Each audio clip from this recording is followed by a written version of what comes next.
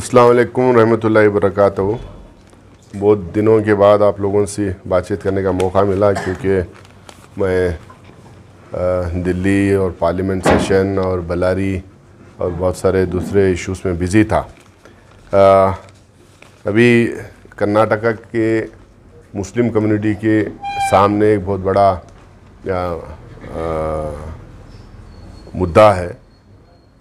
चुनाव के टाइम पे कर्नाटका की भारतीय जनता पार्टी सरकार, बीजेपी की जो सरकार है, बोम्मई गवर्नमेंट जिसको हम लोग कहते हैं, अचानक चुनाव के डेट्स ऐलान होने के 2-3 दिन पहले जो 2B का जो रिजर्वेशन था, यानी कि 4% जो एक्सक्लूसिवली जो मुसलमानों को जो रिजर्वेशन दिया जाता था, वो रिजर्वेशन को अचानक स्क्रैप की है।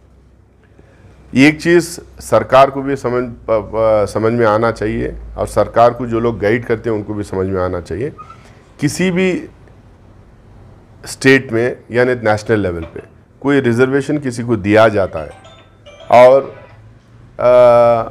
निकाला जाता है, निकालने का तो 1947 से अब तक लेकर कोई ऐसा मुझे नहीं लगता है कि स्टेट है यानी कहीं ऐसा हम लोगों ने हिंदुस्तान के रिजर्वेशन स्ट्रक्चर में हो या किसी के स्टेट के रिजर्वेशन के स्ट्रक्चर में हो, किसी का रिजर्वेशन स्क्रैप करने का या वापस लेने का डिसीजन आज तक कहीं मुझे तो कम से कम मालूम नहीं है, या नहीं तो मैं कहीं इसको पढ़ा भी नहीं हूँ। नंबर 2, ये भी उनको समझ में आना चाहिए कि रिजर्वेशन हमेशा जब दिया जाता है कोई ना कोई रिपोर्ट के आधार पे जो है, रिपोर्ट के बेस बना के रिजर्वेशन दिया जाता है।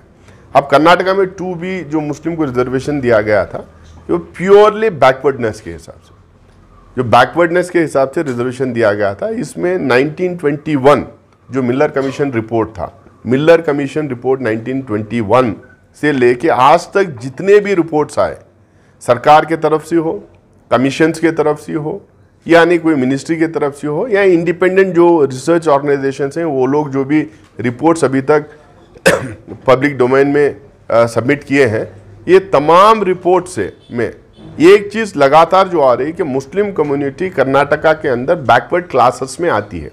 हम यहाँ कास्ट की नहीं बात कर रहे हैं, हम क्लासेस की बात कर रहे हैं। क्लास का मतलब होता है पूरी कम्युनिटी होती है, कोई एक कास्ट नहीं होती है।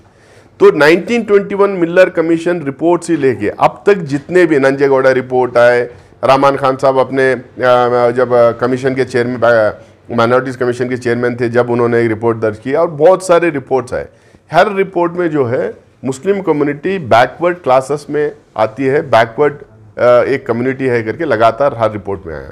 बहुत सारे जजमेंट्स हैं, हमारे हाई कोर्ट के भी जजमेंट्स हैं, सुप्रीम कोर्ट के जजमेंट है। फेमस जजमेंट जो इंदिरा साहनी का जो जजमेंट है, उसमें भी ये बोलते हैं कि मुस्लिम कम्युनिटी बैकवर्ड कम्युनिटी है, सोशली बैकवर्ड है, एजुकेशनली बैकवर्ड है, इकोनॉमिकली बैकवर्ड है करके वो जजमेंट में आया है। ऐसे में बहुत सारे जजमेंट के कॉपीज यानी तो जजमेंट के नाम या रिपोर्ट्स के नाम दे सकता हूँ, जिसमें मुस्लिम कम्युनिटी को बैकवर्ड कम्युनिटी करार दिया गया। उसको बेस बना के, उसके आधार पे जो है कर्नाटका में 4% रिजर्वेशन यानी कि 2B रिजर्वेशन दिया गया था। ये रिजर्वेशन एक्सक्लूसिवली क्यों दिया गया था? क्योंकि जब रिजर्वेशन दिया जा रहा था उसमें कम्युनिटी को लेके डिस्क्रिमिनेशन होने की खदशा थी। अब जनरल में सारे लोग आ जाते हैं, लेकिन उसमें मुस्लिम्स बहुत सारे लोग अच्छा एंट्रेंस एग्जामिनेशन में है या वाइवा में हो, अच्छा करने के बावजूद भी, अच्छा फेयर करने के बावजूद भी, अच्छा लिखने के बावजूद भी, अच्छे मार्क्स निकालने के बावजूद भी इंटरव्यू में उनका होता नहीं था। तो इसीलिए वहां पे भी डिस्क्रिमिनेशन होता करके बोलकर सेपरेट मुसलमानों को रिजर्वेशन दिया गया था। तब ये सरकार का आर्ग्यूमेंट क्या है? सरकार का आर्ग्यूमेंट ये है कि बीजेपी सरकार चाहे सेंटर में और स्टेट में ये आर्ग्यू कर रही है कि रिलीजन के बेस के ऊपर, कम्युनिटी के बेस के ऊपर रिजर्वेशन नहीं दिए जाते। तो मैं इनको पूछना चाहता हूं, तो जैन कम्युनिटी तो हिंदू कम्युनिटी है ही नहीं, जैन कम्युनिटी कोई कास्ट नहीं है, बुद्धिस्ट कोई कास्ट नहीं है, जैन्स भी एक कम्युनिटी है, एक सेपरेट रिलीजन है, बुद्धिज्म एक सेपरेट रिलीजन है। बहुत सारे कन्वर्टेड क्रिश्चियंस को भी जो है देने की आजकल बात हो रही है।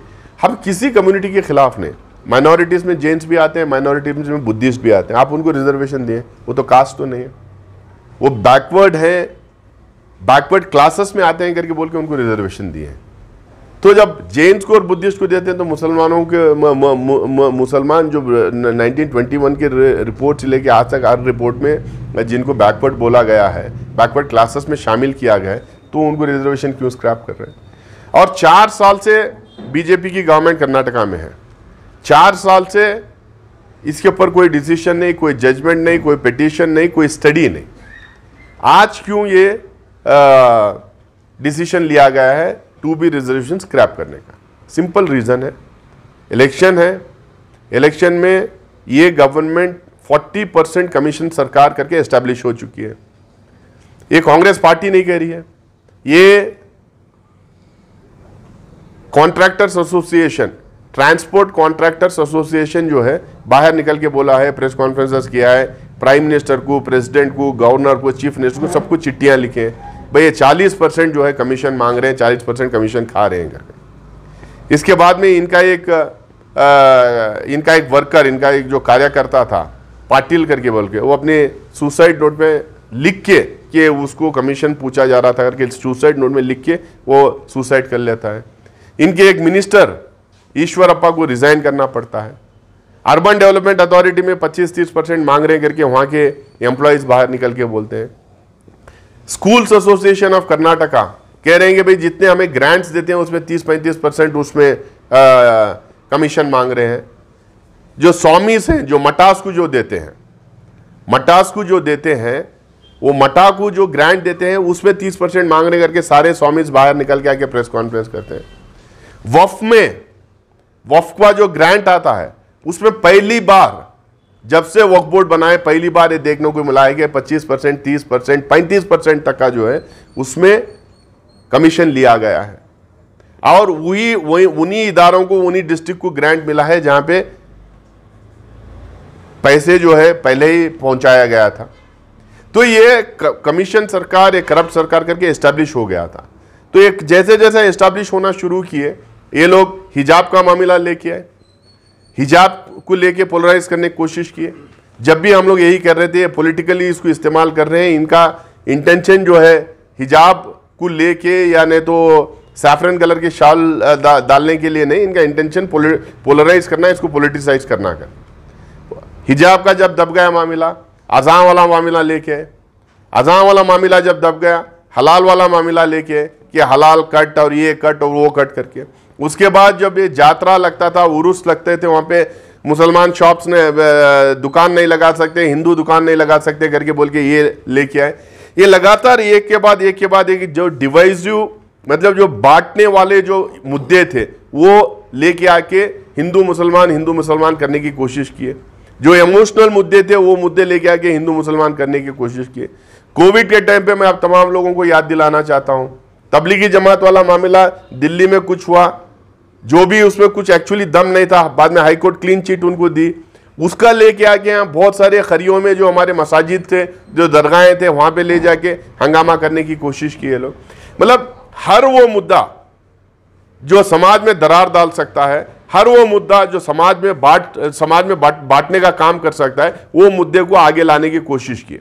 जब बिल्कुल कुछ नहीं चला, जब ये बहुत ही करप्ट और भ्रष्ट सरकार करके बोल के एस्टैब्लिश हो गया, जब सारे रिपोर्ट, सारे टीवी चैनल्स के जो प्री पोल जो होते हैं, जो ओपिनियन पोल्स जो आने लगे, उसमें लगातार कांग्रेस को बढ़त दिखाते लगे, लगातार ये हर ओपिनियन पोल में ये आते गया कि कांग्रेस सरकार बनाने वाली है, तो इन्होंने ये 2B वाला स्क्रैप करके ये मुद्दे को सामने लेके आए ताकि मुस्लिम कम्युनिटी के लोग बाहर निकल के एहतजाज करें, बाहर निकल के प्रोटेस्ट करें।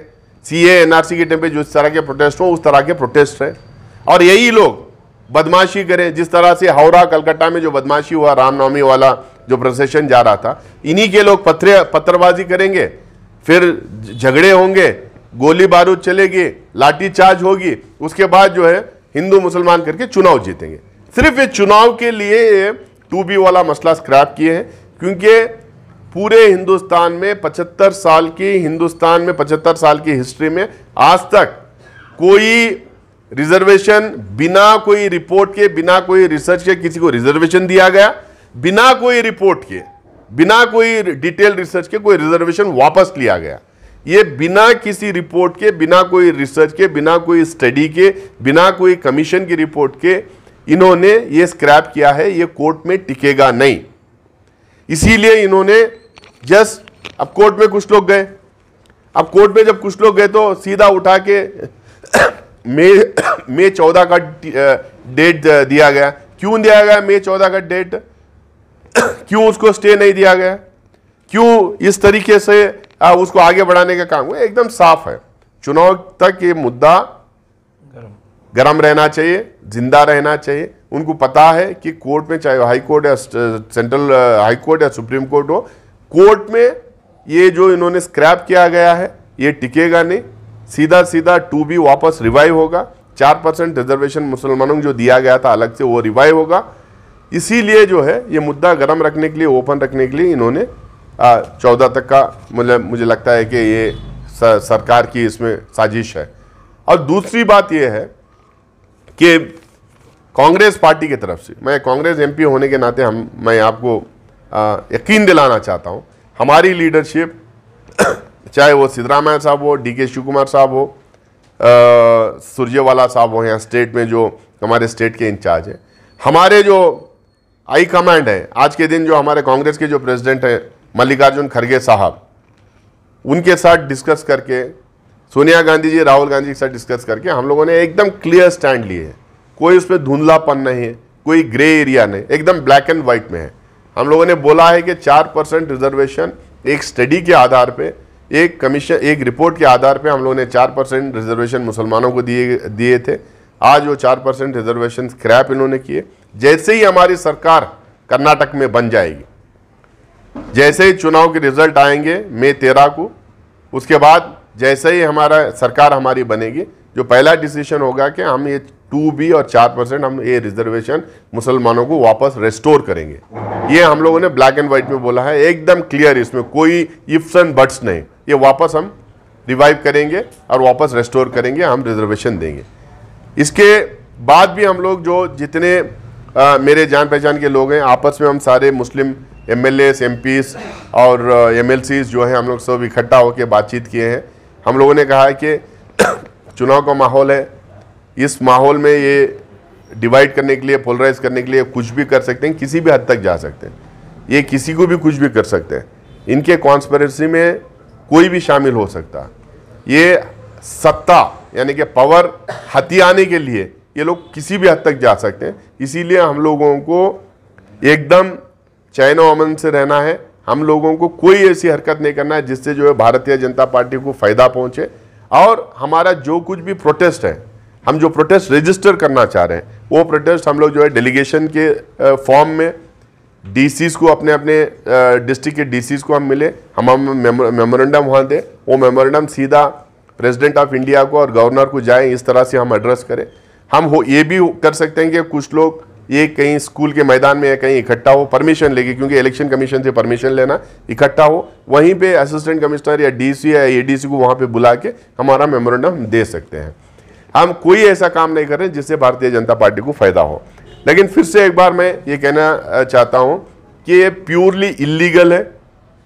जो 2B का रिजर्वेशन इन्होंने स्क्रैप किया है, ये प्योरली इलीगल है। मैं बहुत सारे नेशनल टेलीविजन चैनल्स पे बोल चुका हूँ कि इसमें कोई लॉजिक नहीं, कोई स्टडी नहीं, कोई कमीशन रिपोर्ट नहीं, कोई रिसर्च रिपोर्ट नहीं, कुछ भी नहीं है। ये प्योरली इलीगल और पॉलिटिकल ये डिसीजन है, समाज में डिवीजन क्रिएट करने के लिए। किसको आप दे रहे हैं रिजर्वेशन, हमें उससे कोई कंप्लेंट नहीं। आप किसी भी कम्युनिटी के लोग को रिजर्वेशन दें, हमें कोई कंप्लेंट नहीं। किसी भी कास्ट के लोगों को आप रिजर्वेशन दें, हमें कोई उसमें कंप्लेंट नहीं। हमारा जो रिजर्वेशन जो एक कमीशन के और कोर्ट के जजमेंट्स के आधार पे हम लोग को दिया गया था, वो वापस रेस्टोर करें। बल्कि हम ये भी करेंगे कि वो 4% कम है, हम लोग को बढ़ा के कम से कम 6-7% हम लोग को रिजर्वेशन देना चाहिए। हमारा एजुकेशनल बैकवर्डनेस और इकोनॉमिक बैकवर्डनेस देखते हुए हम लोग को बढ़ा के ही देना चाहिए। इसको हम जो है आने वाले दिनों में डिमांड रखेंगे।